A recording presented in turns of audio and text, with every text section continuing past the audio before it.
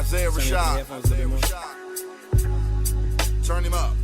Hey, now coming from a city where the heat's a bang, Nuga shoot a Ruger, kill your brother, that's that local fame. Always gave a fuck so much my doctors wetting dickers, man. Gotta keep it pimpin', James. Stomped them out, 44 deep, overcook it, so imagine what they do to niggas, acting like some pussy, man. Austin daddy left him so abrupt, now we hitting stains. Type of shit, make me say prayers for all my players. I'm here for all your fears, you sell, I got a scale, it's real. Riding with my brother in his Lincoln got me thinking of get rich schemes for all my people. And maybe I should talk to my daddy, good karma. But fuck it, I'm still stuck in these panties. Take relations for granted, steady lowering standards. I didn't blow, I didn't plan it. I'm understanding these addicts. Can you manage your habit? Can you honestly practice all that shit that you preaching? Always misplacing my glasses, but always peeping the evil. Like, I see it clear now, like back in high school, you're the one that's acting weird now. Had a baby in the 9th grade, she's old enough to cheer now. You see us getting money, put that motherfucking beer down. We here now.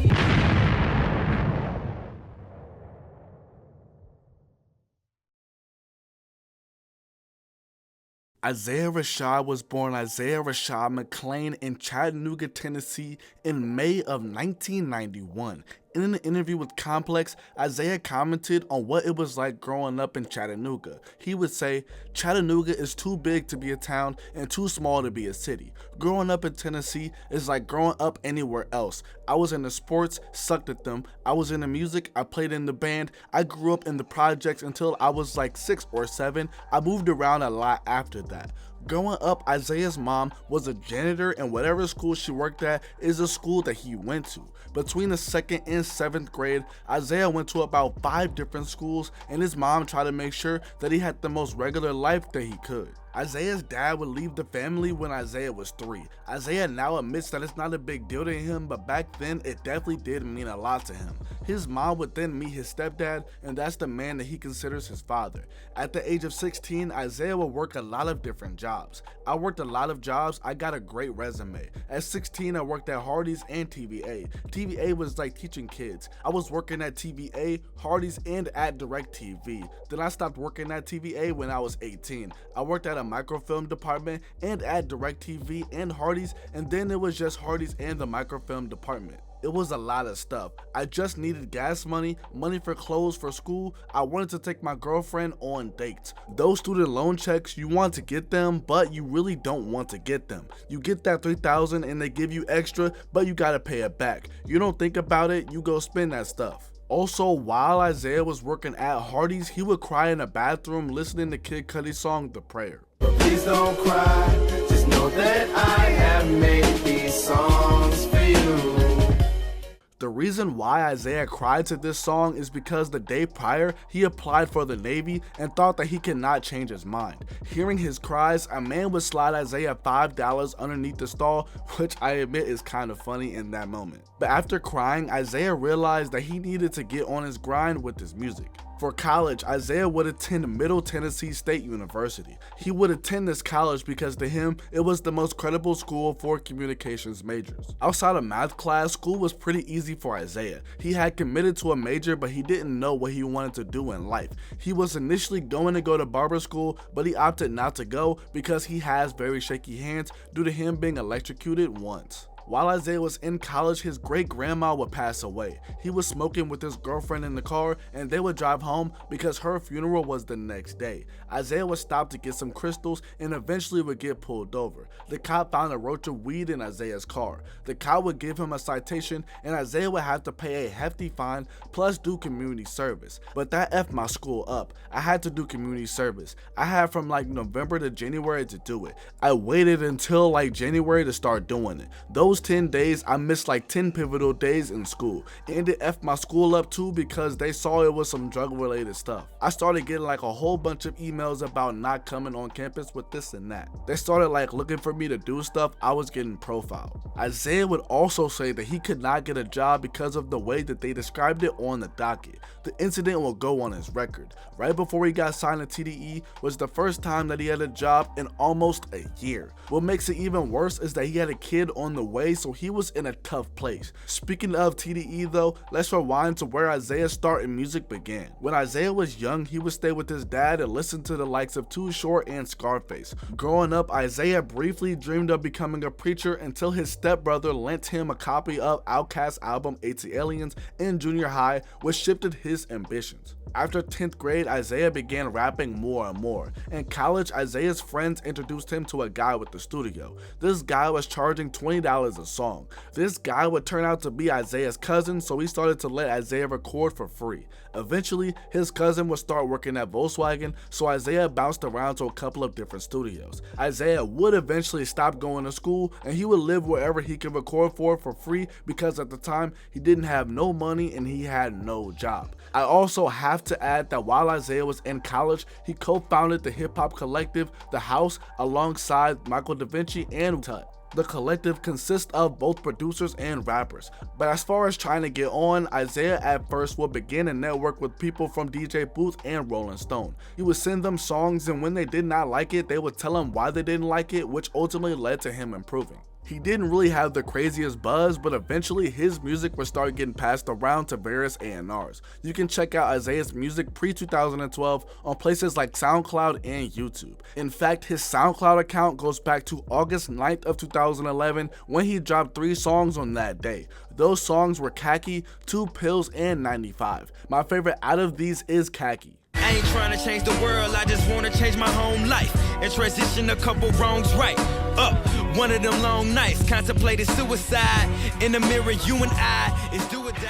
You can also go on YouTube and find an EP that is fan made, I believe, from some songs that were originally from Isaiah's MySpace page back in the day. It's called Fly Times, Cool Places. But in 2012, Isaiah would join the 2012 Smokers Club tour. Artists such as Joey Badass, Juicy J, Smoke DZA, and more would go on this tour. In late 2012, Isaiah would receive attention from multiple record labels, but he would show little to no interest in them. The only label that he would end up really feeling was TDE, aka Top Dog Entertainment. This was mainly because he met the now former co-president of TDE randomly. Isaiah just happened to be out in LA, and on the last day before he was supposed to leave, he encountered Dave Free. According to Isaiah, he was high when he met Dave and actually mistook him for Big Sean. After he realized who Dave was, he got really nervous. He would go to the bathroom to regroup himself. Isaiah's friend who was with him would show Dave his music, and Isaiah left LA that night.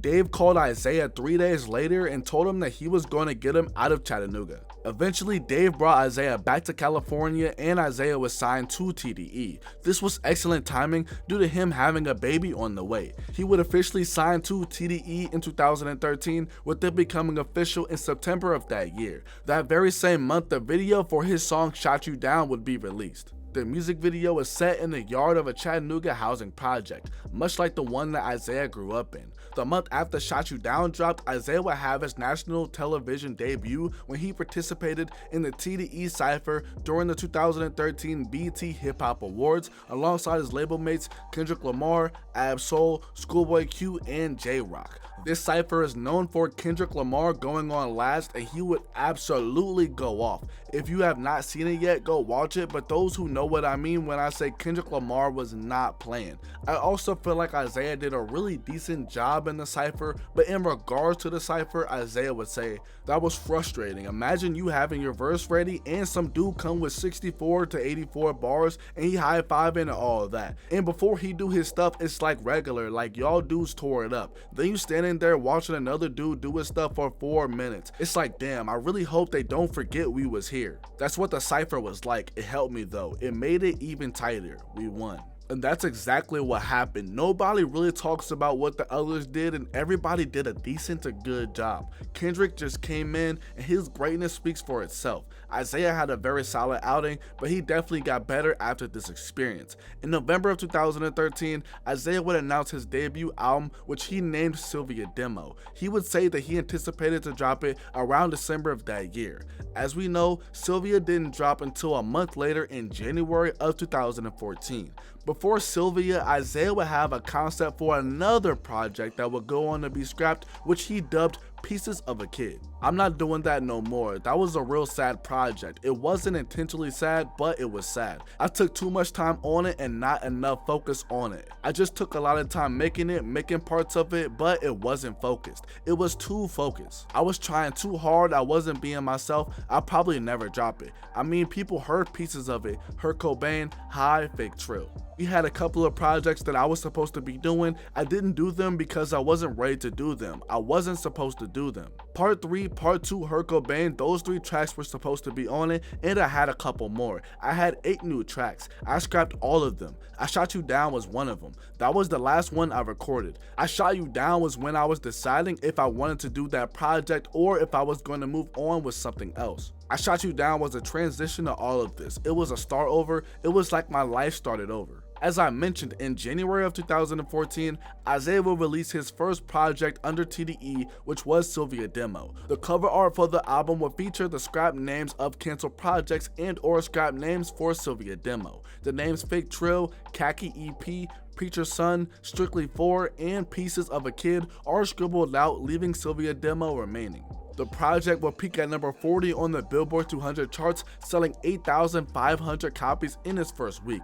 The name Cilvia comes after the name of Isaiah's first car, which broke down on him months before he signed to TDE. The car holds a lot of significance to him, and he has many memories in that car. I actually remember when I first heard about this project when it came out. My older brother put me on Isaiah Rashad because he used to be a huge fan of all of the artists on TDE back in the day. My older brother would always play the songs Modest and Ronnie Drake from this project all the time. I pretty much love every song on this project, but my personal favorites are Hereditary, RP Kevin Miller, Webby Flow, West Savannah, and Banana. In my opinion, this project doesn't really get talked about enough, and it's a shame because it's simply amazing. There's not really a single track on here that I dislike and or completely skip. Definitely a great showing for a first project. Cilvia Demo sums up Isaiah's emotional struggle from his teenage to adolescent years. Cilvia Demo will be met with very favorable reviews from critics and fans, but just like that, this will conclude the first part of the video where I documented the early career of Isaiah Rashad. In the next part of the video, I'll document his career from the rest of 2014 till now.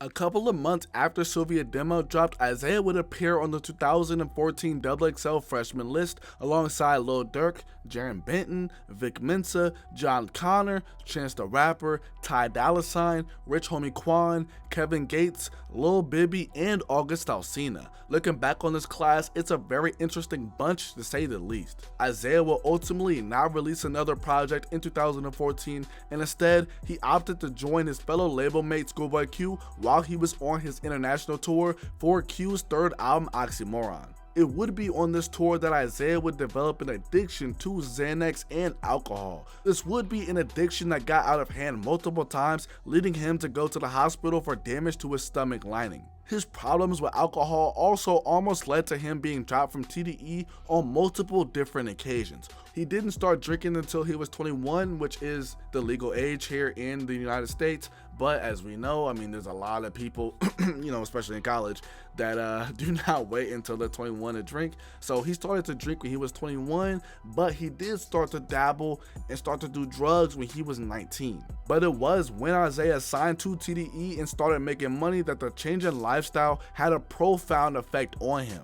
Now he had money to buy liquor and he had a plug to supply his pill habit. It's sad because one of my favorite songs off of Cilvia Demo is Hereditary, and in the song he talks about how addiction is hereditary in his family. During this low point, Isaiah would no longer be making music. His fans began to wonder if they would ever get another project from Isaiah. His lack of work ethic nearly strained his relationship with TDE. The label would press Isaiah about a time cutoff and said that Isaiah needed to turn in some music, but he simply wouldn't. This would be one of the times that the label threatened to drop him. Isaiah's own mom got a sad dose of her son's exhausting bout with drugs and alcohol. That's when Isaiah realized that he needed to get his life in order. He admitted that his mom saw him faded. He even struggled with a lapsing memory. Isaiah's on record for saying that he doesn't remember a lot of things from 2014 to 2016. He basically remembers gaps in time. It wasn't until Isaiah started to truly get himself together as when when he finally would start releasing music. The song Nelly and Smile would signify his recovery. I just know I got a bigger goal to do. I got an example of the outcome of that stuff is. I just don't want to be one of those dudes, especially when you're coming from Chattanooga, when you're coming from a small city, when you're not doing some stuff. I could feel my clout going away, and I like my clout. I could feel my little power of words going away. Not putting out no music, dudes wonder what the F you doing. You either making the biggest stuff ever or you effing off. So everybody either knows or giving me the benefit of the doubt. Finally, Isaiah would start to recover, and it was about time for him to release his next project. His fans had been waiting, and 2 years after Cilvia Demo, Isaiah would announce another project. In late August of 2016, Isaiah announced the name of his next project, the release date, and he also would reveal the cover art. The lead single for the next project would be Free Lunch. Blow is good, the hoe is good, the show is good, you know it's grub. Cool as me out front, they can't cool, stoking folk, you know it's love. Finally, in September of 2016, would come the release of Isaiah's sophomore album, The Sun's Tirade. The album would peak at number 17 on the US Billboard 200, selling 19,000 copies in its first week. The album was met with very positive reviews from critics and fans. As to the reason why Isaiah named the album The Sun's Tirade was because the sun is hot, and a tirade, by definition, means a long, angry speech of criticism or accusation. Isaiah said that this has been the longest day that you could have, and the sun's tirade is what he felt like in between 2014 and 2016. My favorite tracks from this album are Free Lunch, What's Wrong, Silk the Shaka, Titty and Dollar, and Dress Like Rappers. Originally, the album was going to be named White Walls, but this was scrapped in favor of the name of The Sun's Tirade. Isaiah was finally growing and honing in on his craft. Songs like For the Squall and What's Wrong did very well, and Isaiah delivered a great sophomore album to his fans. All was great, but then Isaiah would not release music for pretty much 5 years. What went on to be his third album was teased all the way back in 2017. However, this album would not get released until 2021. Isaiah would nearly hit rock bottom in 2018. There was a period of time when Isaiah would sleep on his friend's couch for a couple of months. When Isaiah initially started getting money, he called up a bunch of his friends from back home to come to LA to live with him. It did not really work out because he soon spent all of his money supporting friends and family. He was buying clothes and blowing money on really expensive sandwiches, as he says. It was also not very good that he was surrounded by yes men who didn't have his best interest at hand. While living this lifestyle, Isaiah would crash his car and soon realized that his bank account was really low. After this, he would move back in with his mom in Chattanooga, Tennessee. During this time, he was 27 and in a real bad place. The label reached out to him to move back to LA in an effort for him to recover from his addictions at the time. Upon moving back to LA, he would get put in a hotel and be back in the studio, but this did not work out, with him still noticeably having problems. This resulted in him spending time in a rehab facility in California. Now Isaiah had to climb himself out of this hole that he had himself in. The production for what went on to be The House is Burning didn't start until January of 2021. Before production began, Isaiah knew that he had to update his style, so he spent months doing things like experimenting and studying new rappers. Unlike his previous works, he recorded this album completely sober. Before talking further about this, I should add that Isaiah would release the track Why Worry in April of 2020. This would be the first track released since he released The Sun's Tirade. However, the song was made in 2017 and it would not sound like what Isaiah's new music would go on to sound like. But jumping back ahead to The House is Burning, and in May of 2021, Isaiah would release the first single for the album, which was Lay With Ya. This would be followed up with Headshots for the Locals the very next month in June of that year. Baby, beat me in the scope. If I'm gone, don't trip. Baby, bring it back strong. The very next month, we would see 2 more singles that were released for the album, which were What You Said and From the Garden. After this would come the release of Isaiah's third album, The House is Burning. This album would peak at number 7 on the Billboard 200 charts, selling 41,000 copies in its first week. The album was highly praised, and I mean rightfully so, because this is a phenomenal project. From the Garden, R.P. Young, Headshots, and Chad are some of my favorite songs from this project. As for the meaning behind the name of the project, Isaiah would explain, "It's like a scenario that you either can lay down with the flames or die from trying to hold on to material things and stuff like that, or you can get out in a timely manner. And if it all burns down, you're still going to try to figure it out, right? Because if not, you might as well just lay in that MFer. Shoot, sometimes you gotta start over 2, 3, 4 times, man. 5 times, 6 times, it's just that type of stuff. That's all it means. You gotta have encouraged thinking." So now Isaiah was back and things seemed to be on the up and up, but unfortunately in 2022, a video of Isaiah being sexually involved with another man would leak online. It caused quite a stir, especially in the rap community, and I remember a lot of people talking about it. Personally, it didn't really change how I felt about him. I wasn't not going to be a fan of his since the tape leaked.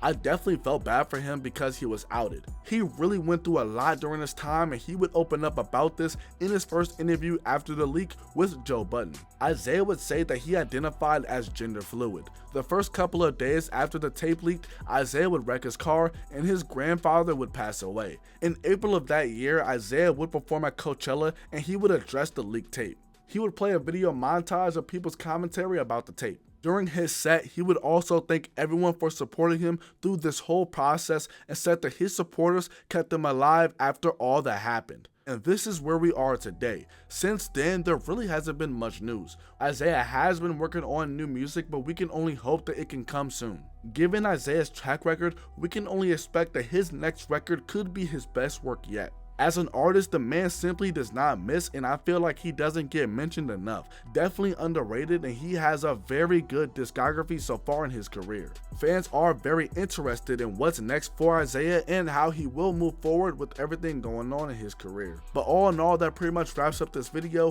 What do you guys think of Isaiah Rashad? What's your favorite song or project by him? Y'all let me know in the comment section below. But I'm out, y'all. I love you guys. Peace.